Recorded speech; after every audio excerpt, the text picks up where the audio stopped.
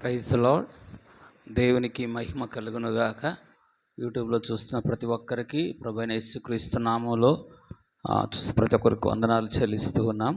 ఈ సమయంలో ప్రతి వారం ఇలాగూ దేవుని యొక్క వాక్యాన్ని పంచుకోవడానికి మీ మధ్యలో ఇవ్వబడిన సమయాన్ని బట్టి దేవునికి మహిమ కలుగునుగాక. ఈ సమయంలో ప్రార్థన చేసుకుందాం. పరిశుద్ధుడా, మహోన్నతుడా, మహాగణుడువైన మా తండ్రి, ఈ సమయంలో వాక్యం మీది ప్రజలు నీ వారు వెతబడబోతుండగా వాక్య పరిచయని సన్నిధితోడు చీకటాక్షం చూపించమని మహిమ పొందుకోమని యేసు నామములో అడుగుతున్నాను తండ్రి, ఆమేన్.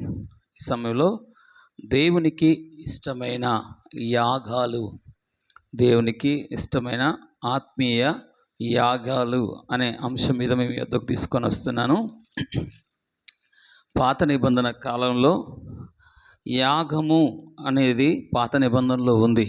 పాత నిబంధనలు బలుల ద్వారా, అర్పణల ద్వారా, దేవునికి మేకల ద్వారా, గొర్రెల ద్వారా దేవునికి యాగాలు చేస్తూ ఉండేవారు.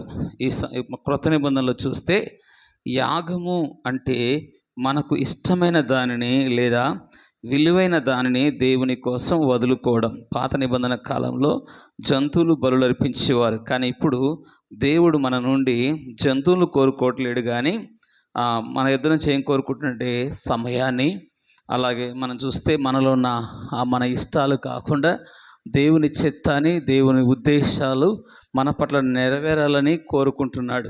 పాత నిబంధనలో మనం బలుల ద్వారా, అర్పణల ద్వారా దేవునికి సమీపించే వాళ్ళం. ఈరోజు క్రొత్త నిబంధనలో మనం ఉన్నాం కాబట్టి చూద్దాం. చూడండి, క్రొత్త నిబంధనలో ఈ 5 రకాల బలులు ఉన్నాయి. చూద్దాం. హెబ్రీయులకు రాసిన పత్రిక, అపోస్తలుడైన పౌలు హెబ్రీయులకు రాసిన పత్రికలో 13వ అధ్యాయం 15వ వచనం. కాబట్టి ఆయన ద్వారా మనము దేవునికి ఎల్లప్పుడూ స్తుతియాగము అని ఆయనకు అర్పిస్తాం. చూడండి, స్తుతియాగము అనే మాట, స్తుతియాగం. ఇక్కడ స్తుతియాగం చేసేవాడు నన్ను మహిమపరుచున్నాడని దావీదు అంటాడు. కాబట్టి స్తుతియాగము అంటే నిర్వచనం, దాని పరిస్థితులు అనుకోకుండా అనుకూలంగా ఉన్నా లేకపోయినా దేవుని నామాన్ని మన నోట మనం ఎప్పుడు దేవుని కృతజ్ఞతలు చెల్లించడమే ఇది మనము దేవునికి ఇచ్చే ఫలము. అలాగే దావీదు అంటాడు 34వ కీర్తన 1వ వచనంలో మనం చూస్తే, 34వ కీర్తన 1వ వచనంలో దేవుని వాక్యం ఇలాగ సెలవిస్తుంది: నేను ఎల్లప్పుడూ యెహోవాను సన్నుతించెదను. చూద్దాం. నేను ఎల్లప్పుడూ యెహోవాను సన్నుతించెదను, నిత్యము ఆయన కీర్తి నా నోట ఉండును. నేను ఎల్లప్పుడూ అంటే దేవుని యొక్క వాక్యం సెలవిస్తుంది. దావీదు తన జీవితంలో ఎన్నో కష్టాలు, శ్రమలు, నిందలు, అవమానాలు, సమస్యలు, శ్రమలు, ఆపదలు, అనేక పరిస్థితులు ఎదుర్కొన్నాడు.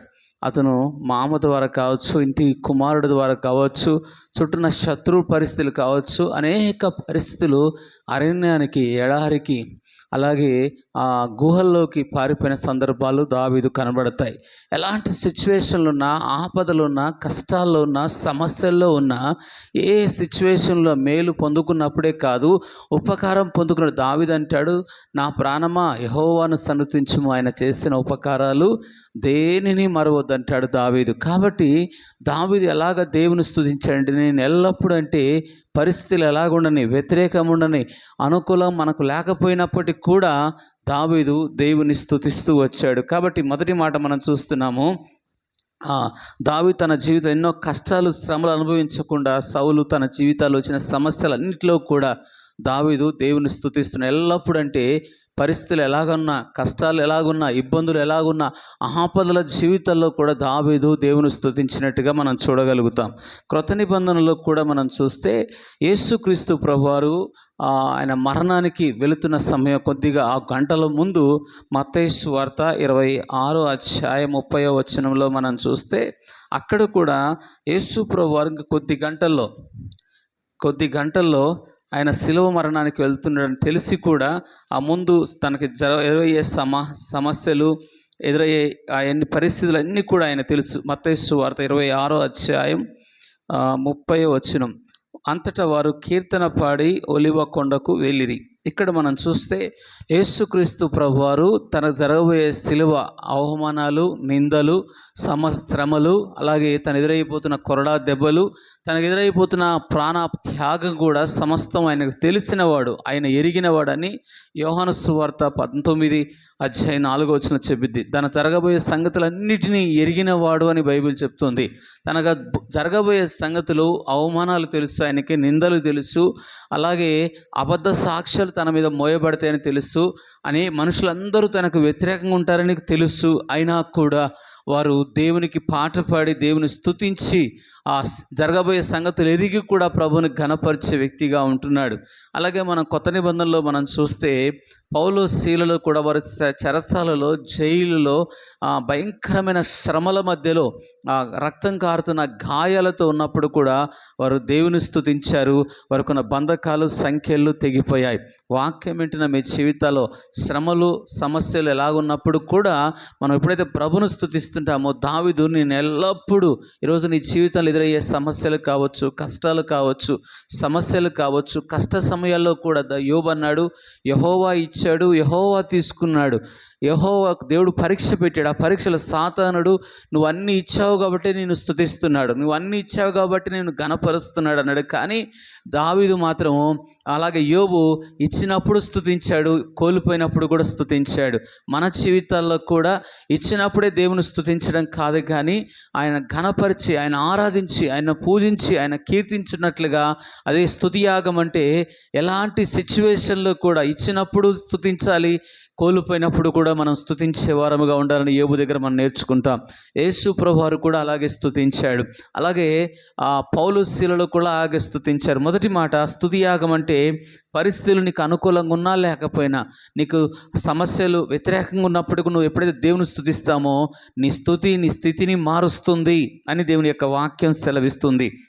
రెండో మాట విశ్వాస యాగము. రెండో మాట మనం చూస్తే ఫిలిప్పీలు రాసిన పత్రిక 2:17 ఫిలిప్పీలు రాసిన పత్రిక 2:17 కూడా విశ్వాస యాగము అనే పదము బైబిల్లో మనం చూడగలుగుతాం. చూడండి 17 మరియు ఫిలిప్పీలు రాసిన పత్రిక 2:17 మరియు మీ విశ్వాస యాగములో దాని సంబంధమైన సేవలో నేను ప్రాణార్పణ పోయబడినను అంటున్నాడు. విశ్వాస యాగము, విశ్వాసము అంటే వాగ్దానాలతో కూడినది. ఇక్కడ దేవుని యొక్క వాక్యం సెలవిస్తుంది.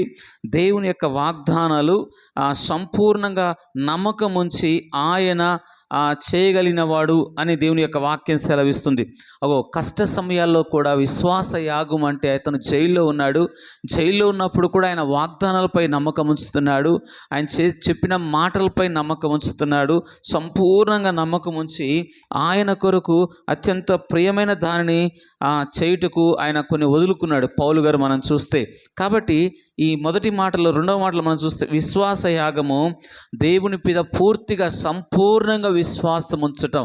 కష్టాలు వచ్చినప్పుడు కూడా శ్రమల్లో ఉన్నాడు పౌలు గారు. అలాంటి పరిస్థితుల్లో కూడా పౌలు విశ్వాస యాగముగా ఉన్నాడు. వాగ్దానాలపై నమ్మకం ఉంచుతున్నాడు, దేవుని పాటపై నమ్మకం ఉంచుతున్నాడు. నీ విశ్వాసం ఎలా ఉండాలంటే, అందుకే అబ్రహాము మనం చూడగలుగుతాం. అబ్రహాము కుమారుడు ఇస్సాకును బలి ఇవ్వమన్నప్పుడు సిద్ధపడమే కాదు, అక్కడ అబ్రహాము కేవలం ఒక కుమారుని కార్యము, తన భవిష్యత్తు, తన నమ్మకం అంతా దేవుని చేతిలో పెట్టాడు. అబ్రాహాముకి ఎవరు భవిష్యత్తు అంటే తన కుమారుడు, ఒకగానొక కుమారుడు. ఆ కుమారుడు కొరకు ఎన్నో రోజులు నిరీక్షించాడు, ఎన్నో రోజులు వాగ్దానం ఇచ్చాడు దేవుడు. ఆ వాగ్దానం ఆలస్యమైన దేవుడు ఆ ఇంట్లో నవ్వు కలగజేశాడు. వాగ్దానం ఇచ్చినవాడు నమ్మదగిన వాడు కాబట్టి తన భవిష్యత్తు తన కుమారుడైనప్పటికీ బలి ఇవ్వడానికి వెనక ఆడలేదు. వాక్యం సెలవిస్తుంది. విశ్వాస యాగము అంటే అబ్రాహాములో మనం నేర్చుకోవచ్చు. ఇచ్చింది దేవుడే, కానీ మరలా దేవుడు అడిగినప్పుడు వాగ్దానాలపై నమ్మకం ఉంచినవాడు. ఇస్సాకు మూలముగానే నేను నిన్ను ఆశీర్వదిస్తాను వాగ్దానాలు ఉన్నాయి, ఆకాశ నక్షత్రంలాగా చేస్తాను వాగ్దానాలు ఉన్నాయి. కాబట్టి నీ విశ్వాస యాగములు ఎలా ఉండాలంటే, వాగ్దానం చేసినవాడు ఖచ్చితంగా నెరవేరుస్తాడు. వాగ్దానం చేసినవాడు నీ భవిష్యత్తు ఆశీర్వాదకరంగా ఉంచుతాడు, దీవెనగా ఉంచుతాడు. శ్రమలలో నిన్ను పరీక్షించినప్పటికీ, ఇబ్బందులో కొలములో నిన్ను పరీక్షించినప్పటికీ కూడా దేవుడు నీ విశ్వాస యాగము ద్వారా నీ భవిష్యత్తు దీవెనకరంగా దేవుడు అబ్రహాము జీవితంలో కూడా అలాగా చేశాడు. ఇది రెండో మాట. మూడో మాట సజీవ యాగం. సజీవ యాగం రోమపత్రిక 12వ అధ్యాయం 1వ వచనంలో మనం చూస్తే, రోమపత్రిక 12వ అధ్యాయం, కాబట్టి సహోదరులారా, పరిశుద్ధమును దేవునికి అనుకూలమైన సజీవ యాగముగా మీ శరీరములు ఆయనకు సమర్పించుకొనుడని దేవుని వాత్సల్యతను బట్టి వేడుకొని బ్రతిమాలుకుంటున్నాను అంటాడు పౌలు గారు ఇక్కడ. కాబట్టి మనం మూడో మాట సజీవ యాగము అనే పదము పాత నిబంధనలో బలిపశును పూర్తిగా దహనం చేసేవారు. బలిపశును బలిపీఠం మీద పూర్తిగా కాల్చిపడేసేవారు. సజీవ యాగముగా అంటే మన పాటలు కూడా పాడతాం, సజీవ యాగముగా అనే పాటలు కూడా పాడతాం. సజీవ యాగము అంటే పాత నిబంధనలు బలిపీఠం మీద పూర్తిగా బలిపశు దహనం అయిపోయేది. కానీ క్రొత్త నిబంధనలో సజీవ యాగముగా మన శరీరములే దేవునికి సమర్పించాలి అని దేవుని యొక్క వాక్యం సెలవిస్తుంది. అంటే ఆ పాత నిబంధనలు జంతువు పూర్తిగా చనిపోయేది, కానీ క్రొత్త నిబంధనలో యేసుక్రీస్తు ప్రభువుని ఎవరైతే నమ్ముకుంటారో సజీవ యాగముగా అంటే బ్రతికుంటాం, శరీరం రీతిగా బ్రతికుంటాము, కానీ చనిపోవు. కానీ శరీరంలో కోరికలు ఉంటాయి, ఇష్టాలు ఉంటాయి, ఆశలు ఉంటాయి. అవన్నీ కూడా సజీవ యాగం. ప్రతిరోజు ప్రతి క్షణము దేవుని కొరకు బ్రతకడం అంటే సజీవ యాగం. అంటే నీ ఇష్టం కాదు, నీ ఆశలు కాదు, నీ కోరికలు కాదు, ప్రతిరోజు కూడా దేవుని కొరకు బ్రతకడం, దేవుని చిత్తాన్ని చేయడం, దేవుని ఉద్దేశాలు చేయడం, దేవుని ఆలోచన ప్రకారంగా జీవించడం, దేవుని మనస్సులో ఉన్నది చేయడం, దేవునికి నచ్చినట్టుగా జీవించడం అనేది సజీవ యాగముగా దేవుని యొక్క వాక్యం సెలవిస్తుంది. కాబట్టి సజీవ యాగములో కొంతమంది స్త్రీలు కూడా మనకు కనబడతారు.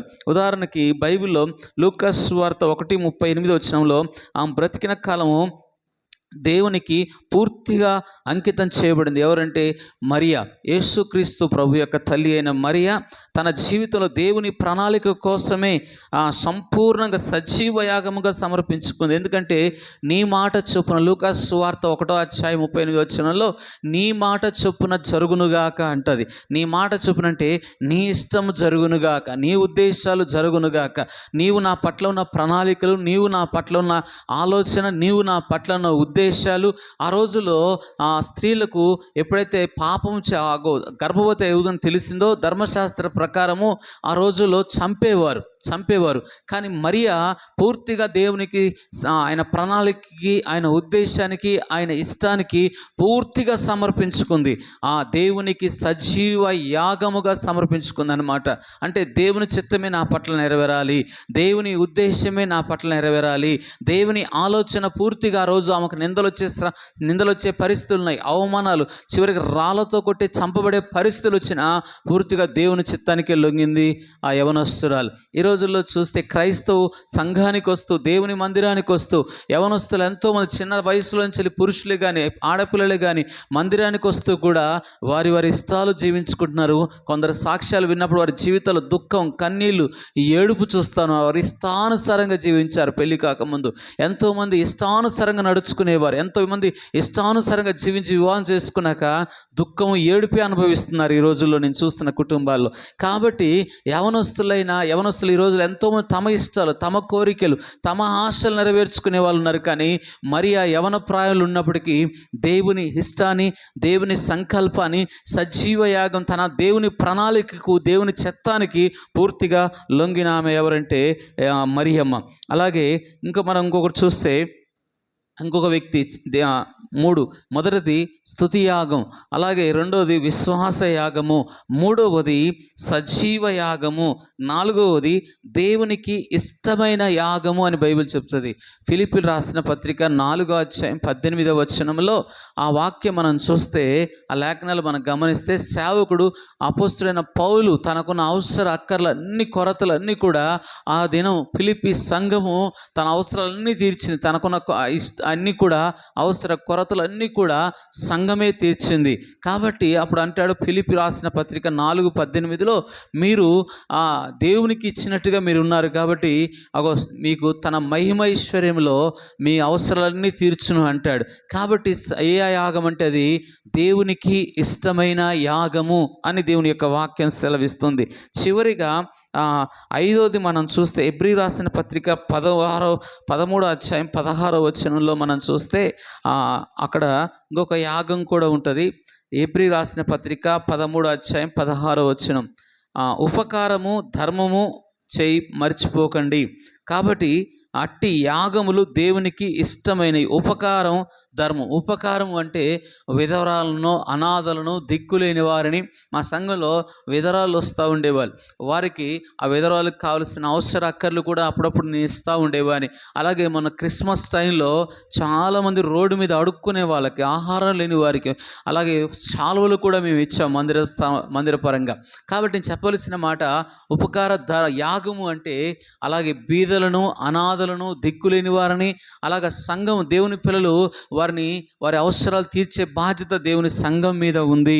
అలాగా కొర్నేలు కూడా మనం చూస్తే దాన ధర్మ కార్యాలు చేస్తూ దేవుని ఇష్టాన్ని సంతోషపరిచాడు. మొదటి యాగం అని చెప్తున్నాము స్తుతి యాగము. స్తుతి యాగము అంటే దేవునికి ఎంతో ఇష్టమైనది. ఏంటంటే మేలు చేసినప్పుడు ఎవరైనా స్తుతిస్తాం. మేలు పొందుకున్నప్పుడు, అవసరాలు తీర్చినప్పుడు, అక్కర్లు తీర్చినప్పుడు, ఎంతో మనకు కావాల్సినన్ని దేవుడు ఇస్తున్నప్పుడు ఎంతో కృతజ్ఞతలు చెప్తాం. కానీ కష్టాలు, మనకు ప్రతికూల పరిస్థితుల్లో కూడా దావీదు అంటున్నాడు, తనకు ఎదురైన సమస్యల్లో కూడా వాక్యం చెప్తుంది. ఏం చెప్తుందంటే, నేను ఎల్లప్పుడూ యెహోవాను సన్నుతించేదను. యేసు ప్రభువారు కూడా శిలువ ముందు పాటలు పాడుతూ శిలువకు వెళ్ళినట్టుగా లేఖనం ఉంది. అలాగే పౌలు శీలలు కూడా. రెండవది విశ్వాస యాగము. విశ్వాసం యాగం అంటే వాగ్దానాలపై, నీకు వ్యతిరేక పరిస్థితులు వచ్చిన వాగ్దానాలపై, దేవుడు చేసే కార్యాలపైన మనం నమ్మకం ఉంచాలి అని వాక్యం సెలవిస్తుంది.